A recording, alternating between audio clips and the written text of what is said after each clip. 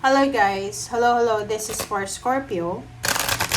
Welcome dito sa aking channel, Scorpio. Alamin natin kung anong messages, vibration, gabay, energy para sa inyong lahat. So, this is the last week of April 2026. Tingnan natin ano ba ang message na kailangan mong marinig. Okay, Scorpio. Wow! First card natin, Scorpio, is Embracing Power.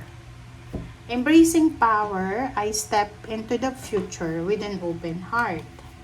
Kung makikita mo dito, Scorpio, parang there's a door. Pero yung door na to is open naman siya, both sides. And kung makikita mo dito, diba, mayroong pathway.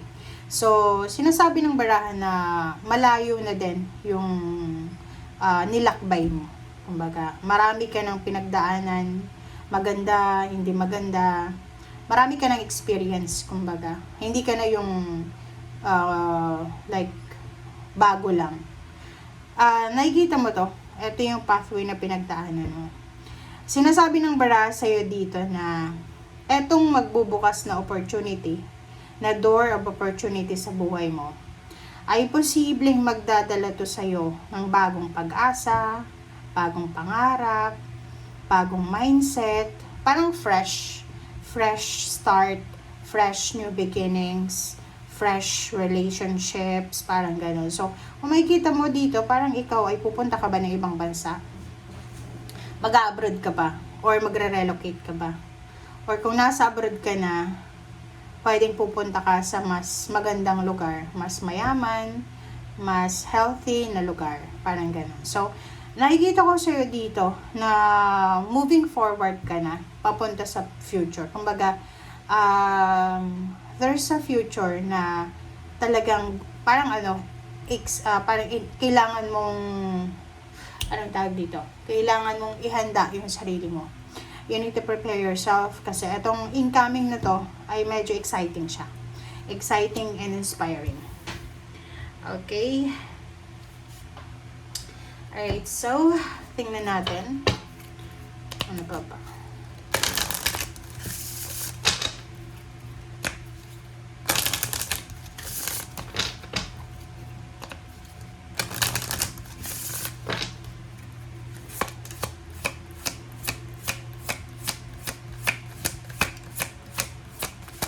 Okay, Scorpio. Okay, Diamond, wow. Value your self-worth. You are God's precious gem. Diba? Isa kang diamante, Scorpio. Sinasabi ng bara sa'yo na may mga tao siguro, or maybe this is your relationship. Is this your relationship? Your job? Or family? Friends? Kasi parang medyo nakakaramdam ka ng self-pity. Medyo naaawa ka ba sa sarili mo? O yung parang meron kang projection na mababa ka, parang ganun. Or like halimbawa, sa in-laws to, they are comparing you to someone na anong tawag dito? Anong tawag dyan? Bayaw? Parang ganun. Pareho kayong nakapag-asawa sa pamilya na yan. And your in-laws are comparing kung ano yung meron ka, kung ano yung wala siya. Kung ano yung wala ka, and anong meron siya. So, parang ganun. So, because of comparison, 'di ba? Yung parang pag nalalaman mo na kino-compare ka, medyo nawawalan ka ng tiwala sa sarili mo, na parang magsi-self-pity ka. So, eto siya. Sinasabi ng barahan na diamante ka. Diba? Diamante ka. I-value mo daw yung self-worth mo. Another relationship to. Another relationship. Maybe mag-asawa, boyfriend, girlfriend, mag-partner, live-in partner, magkaibigan, magka-team. Tinitake for granted ka siguro. Like yung emotion mo. Sorry. Yung parang tinitrigger yung emotion mo. Like, halimbawa, alam niya kung ano yung triggers mo, kung ano yung kinakainisan mo, kung ano yung rason kung ba't ka nagsiselos, alam mo kung ano yung rason kung bakit ka naiinis. Ginagawa ng taong ito. So, parang sinasabi ng barahan na binabaliwala niya yung self-worth mo. So, ngayon, sinasabi ng barahan na ikaw daw ay diamante ng Panginoon. Precious gem. So, kailangan mong bigyan ng pagmamahal yung sarili mo. If it's relationship, kung alam mo na hindi ka naman nire-respeto ng karelasyon mo, kung alam mo naman na walang patutunguhan, walang future yung relationship mo, sabi ng baraha sa'yo dito, you need to think, okay? Isipin mong mabuti na tama pa ba yung ginagawa mo? Hindi ka naman bayani, di ba? Ba't nga nagtitiis? di ba? Yung sinasabi ng baraha sa'yo. Oops, sorry. Tumalon siya. Journey, number 2. So, nakikita ko sa'yo dito na this week, you're planning to travel. You're planning to relocate. Pero kung makikita mo dito, tingnan mo. Ang railway niya, 'di ba? What I mean is yung tawag dito, yung hawakan. Sinasabi dito na one side lang, 'di ba? So, kung ano man tong pinaplano mo, Scorpio, medyo nasa number 2. Kailangan pa to ng balanse. Kailangan dito ng masusing pag-iisip, kailangan mong realization, kailangan mo ng maraming oras bago ka mag-decision dito. Kasi one side pa lang siya eh, 'di ba? Like halimbawa siya, eto siya. Like gusto mong mag-resign. Kasi siguro may ipon ka na. May pera ka na. Or OFW ka, gusto mong mag-for good sa Philippines. Ang problema, yung dala-dala mo na yan, yung pera mo na yan, pwedeng 1 taon lang yan, ubos na yan. Hindi pa siya solid foundation. Yun yung sinasabi ng baraha. So, you need to balance. Like, pag hindi ka sigurado sa mga decision mo ngayong linggong ito, hintayin mo na lang kung kailan yung tamang desisyon or kung kailan yung tamang panahon. Kasi, like, para lang yung yung mesa, 'di ba? Pag walang paa yung isang mesa, hindi siya stable. Gegewang-gewang talaga. O hindi mo magagamit yan na mesa. Parang ganun lang yung energy mo. Alright? Okay. Attachment. Number 5.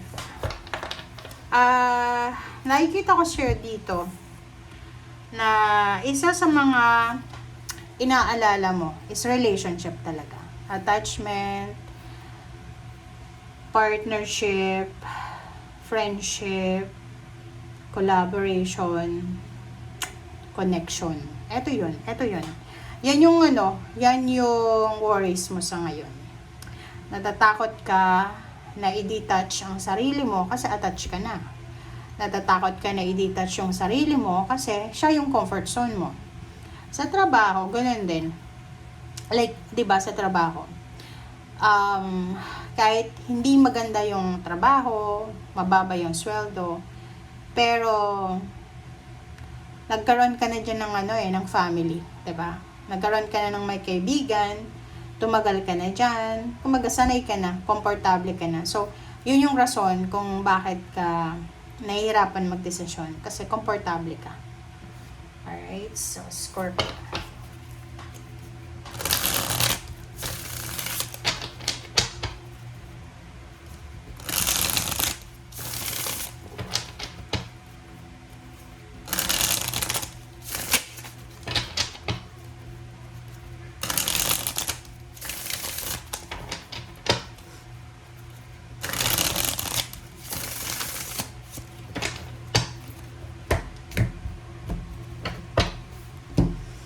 Okay.